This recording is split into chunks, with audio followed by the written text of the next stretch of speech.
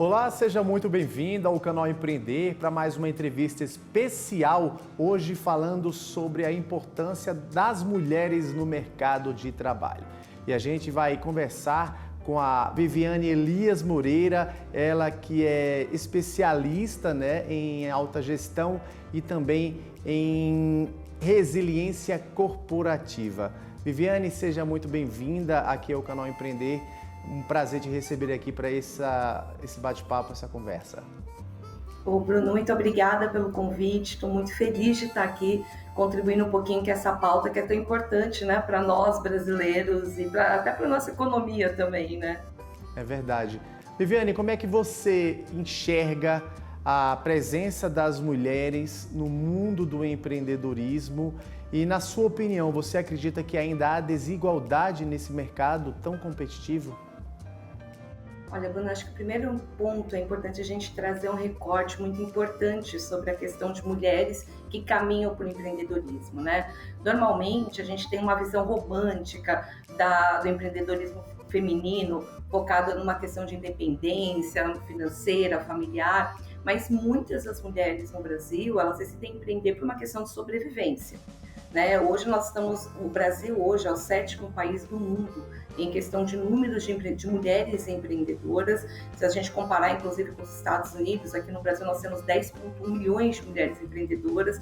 Nos Estados Unidos, que é um benchmark que a gente costuma muito fazer, nós temos 1,2, mais ou menos, de mulheres empreendedoras. Então, se a gente fizer esse recorte, a gente já começa a entender o poder da força econômica de mulheres empreendendo no país. O ponto maior que nós temos que parar para pensar é que as mulheres têm, como eu falei no início, elas vão empreender por uma questão de sobrevivência, mas muitas delas por não acharem opções ou cargos, ou mesmo não conseguirem se encaixar no ambiente corporativo. Portanto, quantas mulheres não conseguem ter uma carreira mais estável, uma carreira até alinhada com os propósitos e valores delas nas grandes corporações, elas encaminham para o empreendedorismo. Hoje, a gente sabe que essas desigualdades, elas permanecem e elas permeiam e, na verdade, elas acabam sendo até um pouco mais cruéis, porque existem todos os outros fatores ligados à questão de ser mulher no Brasil que impactam diretamente no empreendedorismo. E eu estou dizendo fatores relevantes, como, por exemplo, questões da violência contra a mulher, a questão de colocar mulheres em rótulos que não necessariamente correspondem à persona dessa mulher, a dificuldade de acesso a crédito, por exemplo, isso sem realizar um recorte de raça ou orientação sexual. Então, as dificuldades, elas continuam, elas permeiam, e é uma besteira econômica a gente ignorar o poder que as mulheres têm dentro desse processo de transformação da nossa economia.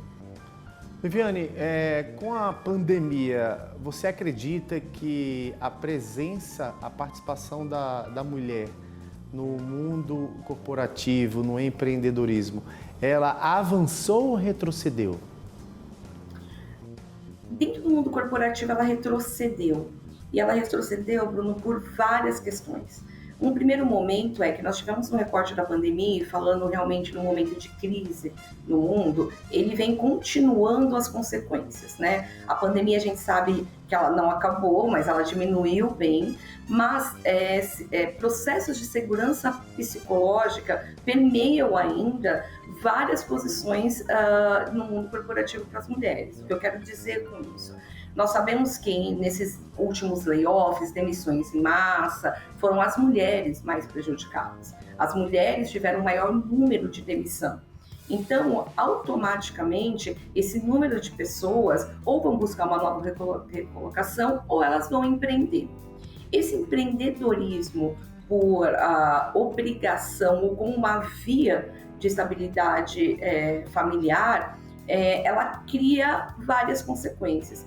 Então, a gente não pode comemorar em números, as pesquisas são muito recentes, Mas a gente não pode trazer em números tangíveis que houve, por exemplo, o aumento de linhas de crédito para mulheres com relação ao empreendedorismo pós-pandemia. A gente não pode nem comemorar que mulheres estão ocupando maiores postos, muito pelo contrário, Nós tínhamos mulheres com grandes postos como uma inspiração mundial e elas acabaram renunciando, não por falta de capacidade, não por falta de competência, mas muitas delas por falta de suporte psicológico, do entendimento da posição que elas ocupavam.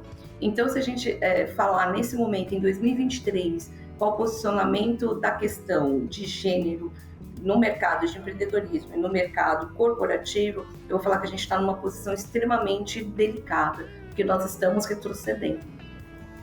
E falando, Viviane, de diversidade e inclusão social, na sua opinião, qual é o segredo para que realmente uma empresa alcance o sucesso ou construa ali um ambiente diverso e claro, para todos os tipos, gêneros e gostos? Bruno, te falar que a receita ela está pronta, ela está dada.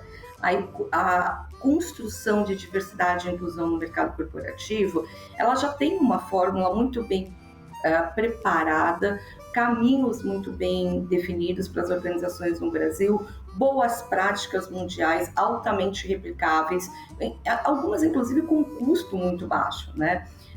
E esse é um ponto, né? Já respondendo aqui para você, sendo bem direto ao ponto. O que falta? Ação, agir. Nós temos muitas pessoas alinhadas com os propósitos de diversidade e inclusão, mas pouquíssimas pessoas agiram de maneira concreta. E o que é o agir de maneira concreta? É realmente entender que sua organização hoje não reflete, por exemplo, nos cargos de tomada de decisão, a diversidade, a pluralidade e diversidade que nós temos nesse país. E é fácil fazer esse exercício. Mulheres presidentes de empresa, mulheres negras presidentes de empresa, homens negros presidentes de empresa, mulheres trans presidentes de empresa. Se a gente trouxer esse recorte, mulheres com deficiência também, mulheres 50 a mais presidentes de empresa. A gente consegue até trazer alguns números para essa visão, mas são números que são consideravelmente ligados para pessoas que empreenderam e criaram as próprias empresas. Eu sou um exemplo, por exemplo, de todas as multinacionais que eu passei, eu sou um exemplo tangível de que políticas de diversidade e inclusão, elas precisam parar de ser faladas e precisam ser concretizadas. Eu, por exemplo, em todas as multinacionais que eu atuei, não houve nenhum momento que a diversidade e a inclusão referente ao meu cargo, as minhas entregas, foram tangibilizadas, por exemplo, em promoções, em reconhecimentos financeiros. O que eu recebi era muitos prêmios, o que eu recebi era muito incentivo, mas efetivamente, dentro dos segmentos que eu passei, eram pouquíssimas pessoas, mulheres negras, então raríssimas, que eram promovidas ou que ocupavam diretamente cargos de diversidade e inclusão. Então, hoje no Brasil, principalmente pós George Floyd, a gente teve um conceito de ação e conscientização racial muito forte, até por conta de mídia, até por conta de outros segmentos que começaram a falar abertamente sobre a importância de diversidade e inclusão, inclusive racial. A gente já tem as informações. Hoje, informações sobre a importância, sobre o poder, sobre a inovação, sobre o diferencial, sobre a cadeia de stakeholders que eventualmente podem ser impactadas de forma positiva quando a gente fala sobre o poder da inclusão, elas já estão aí. Então, o que falta é agir. E o agir fala sobre sair de uma zona de conforto. Sair dessa zona de conforto é literalmente entender quando você chega numa reunião de conselho e não tem uma diversidade. Quando você chega numa reunião da sua diretoria ou mesmo de média para alta gerência, e por isso que eu estou enfatizando nesse público, porque normalmente as empresas falam, mas eu tenho diversidade. E talvez aqui vá uma dica também. Se a diversidade da sua empresa é concretizada e sintetizada no seu cargo operacional, você tem diversidade, mas você não tem inclusão. E essa inclusão, ela começa a partir de uma pequena pergunta. As pessoas diversas da sua empresa, elas são tratadas de maneira iguais e de maneira inclusiva, de acordo com a diversidade e a pluralidade delas? Senão, você precisa agir de forma muito rápida. Ou seja, não só as mulheres em si, mas as mulheres em geral, né, Viviane? Elas precisam, de fato, estarem na estratégia dessas empresas, né? Sem dúvida, Bruno. Mulheres e todos os outros pilares de diversidade e inclusão. Veja bem, um ponto importante a gente salientar que dentro do feminismo, né, feminismo, até porque o feminismo muitas vezes é dividido em feminismo branco e o feminismo negro, nós temos a nossa pluralidade, né? Nós, mulheres, pensamos e queremos coisas diferentes, objetivos diferentes, de acordo com a nossa vivência social e com nossos valores inegociáveis. Então, quando nós temos o maior número de mulheres ali dentro da estratégia da organização, construindo produtos, construindo serviços, propondo de forma a identificar o maior número possível de necessidades de mulheres que corresponde, isso também é importante a gente ressaltar, necessidades femininas corresponde, em sua grande maioria, à necessidade de famílias. O que eu quero dizer, a tomada de decisão de compra, ela é uma tomada de decisão de qualquer produto, de qualquer item, normalmente passa pelas mulheres. Então, mas o homem quer comprar um carro. Se esse homem decide comprar esse carro, normalmente, se ele é casado, ele vai perguntar para a mulher o tipo de carro, por exemplo. Então, eu estou trazendo algumas coisas do espectro masculino, que a gente tem uma tomada de decisão feminina, e se a gente realmente não entende que esse público tem esse poder de tomada de decisão, nós no Brasil somos a maioria na população como mulheres, a gente vai perder um público interessantíssimo. Portanto, ter diversidade nas tomadas de decisões e nas construções de produtos e serviços traz uma possibilidade enorme ali de identificação do meu cliente com o meu produto, com o meu serviço e, automaticamente, alinhamentos de valores de marca, que eu acho que isso é importantíssimo. Independente, a gente está falando, estou comentando sobre a questão econômica do poder, mas a gente também tem um alinhamento de cultura e valores. Todo mundo tem a sua marca favorita porque realmente espelha os seus valores nelas. E com mulheres cada vez mais vão questionar marcas e produtos se elas não entendem que há diversidade de verdade nas estruturas dessas organizações. É verdade, Viviane. Viviane, eu vou chamar um rápido intervalo, mas daqui a pouquinho a gente volta para falar um pouquinho mais sobre a importância das mulheres dentro do mundo corporativo e do empreendedorismo. É daqui a pouquinho. Para você de casa, não saia daí, fique ligado aqui com a gente no canal Empreender para essa entrevista para lá de especial. Eu volto já já.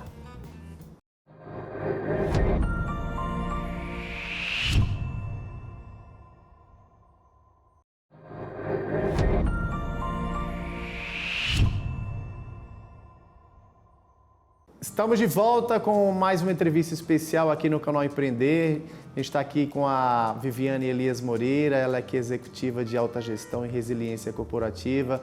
Viviane, você estava falando, até no bloco anterior, você introduziu um pouquinho aí da sua experiência nesse mundo corporativo e a gente, claro, quer saber como é que foi aí a sua trajetória, a sua jornada. A gente sabe que muito provavelmente não foi fácil, mas todo mundo que está nos assistindo aqui com certeza quer conhecer um pouquinho da história dessa vencedora. Vamos lá, Bruno. Bom, eu costumo me apresentar como eu sou o contrário de todas as estatísticas de rótulos que colocaram pessoas como a mim, né? Eu sou nascida e criada na Zona Leste de São Paulo, numa região periférica.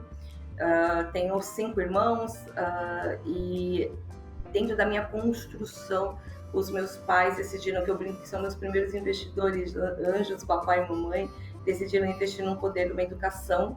E eu fui bolsista de um colégio estadual e eu faço questão de contar essa parte dentro da minha construção, da minha jornada, porque eu brinco que eu sou realmente, se alguém tiver alguma dúvida sobre o poder de inclusão na educação básica de qualidade, pode me citar como exemplo.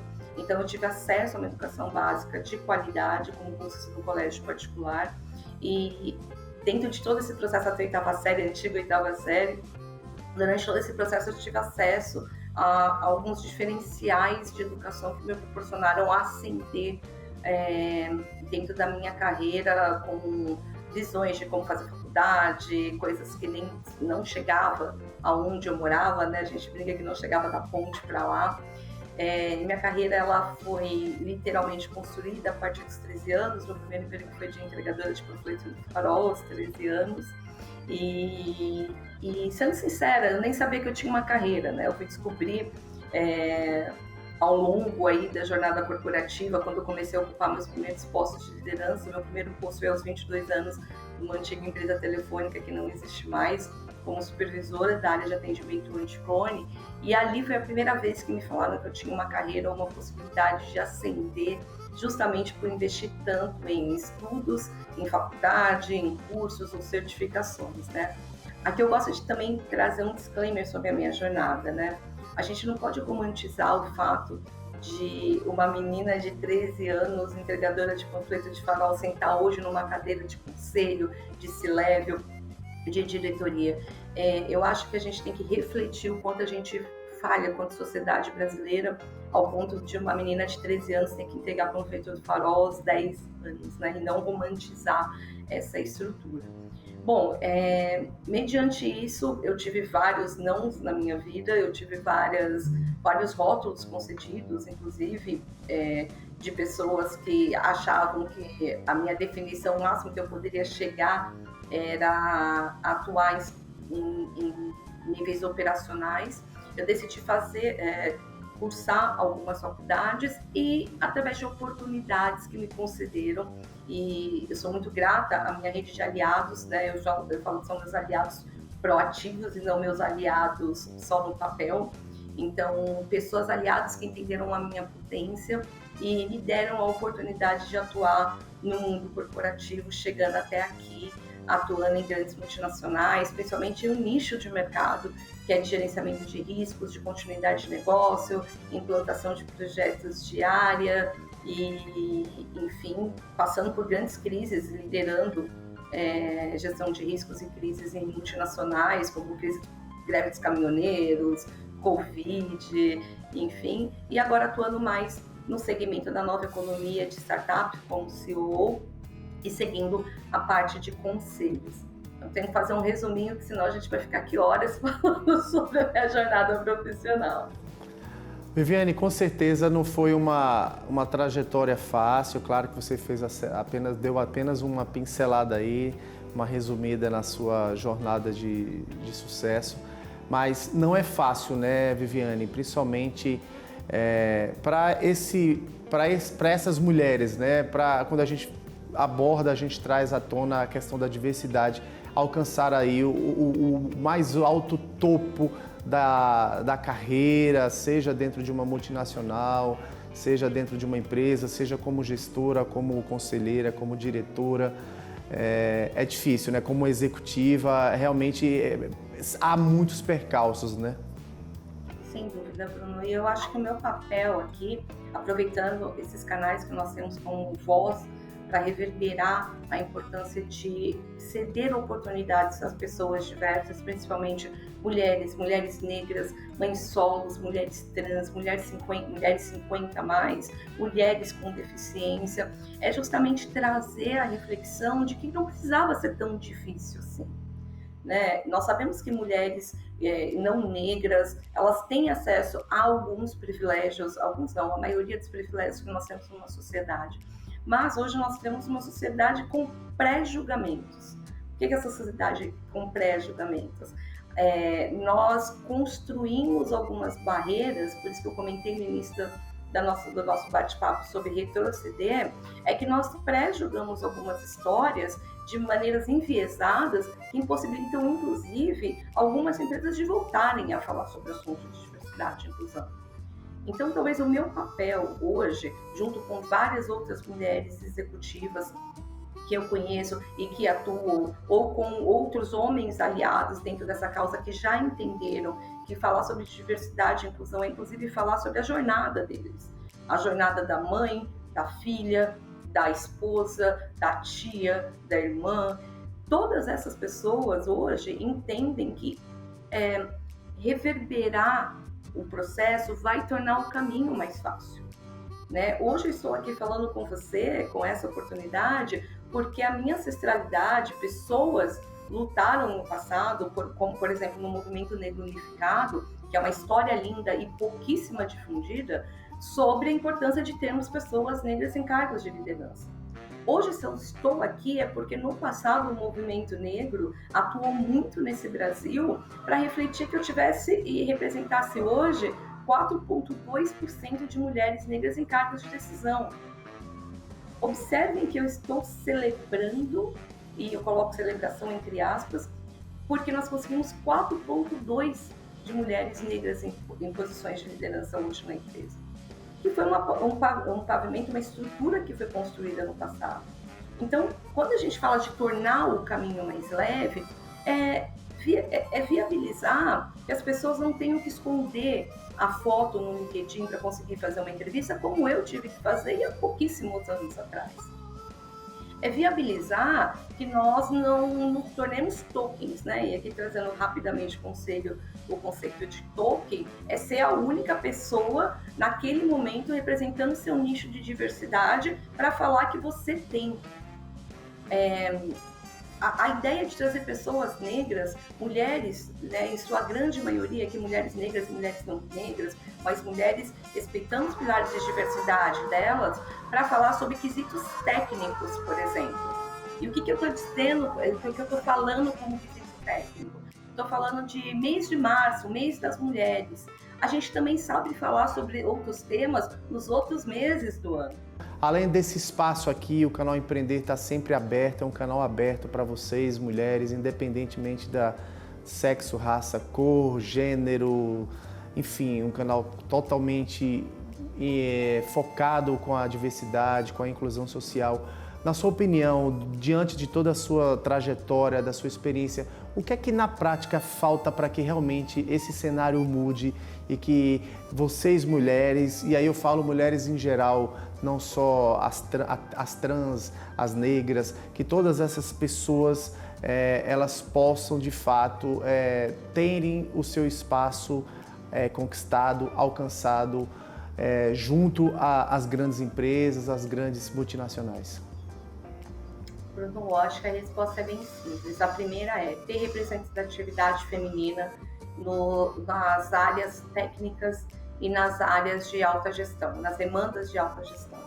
Então, se você não tem representatividade feminina no seu conselho, na sua liderança, na sua diretoria, você já realmente está perdendo um ganho efetivo referente às vantagens que a gente já comentou aqui de inclusão com recorte de gênero.